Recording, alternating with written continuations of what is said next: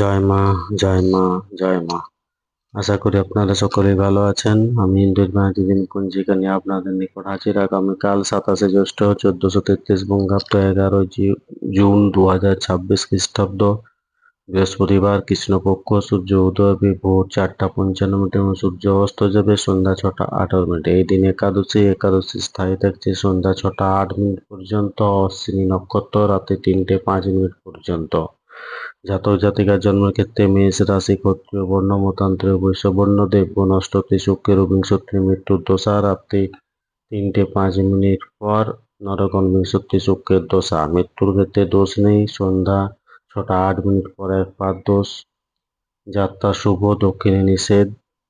দুপুর 2:32 পর অগ্নিকন্যায় ঈশানেও নিষেধ। সন্ধ্যা 6:08 পর যাত্রা নেই। শুভকর্ম দুপুর 2:58 মধ্যে নামকরণ, দেবতা গঠন, নৌকা চালন, নৌকা যাত্রা, ক্রয় বাণিজ্য, বিপন্নারম্ভ, পুণ্য, শান্তি সস্তন, হলপ্রবাহ, বীজ বপন, বৃক্ষাদ রোপণ, ধান্য স্থাপন, কারখানা আরম্ভ, বাহন ক্রয় ও বিক্রয়, কম্পিউটার নির্মাণ ও চালন।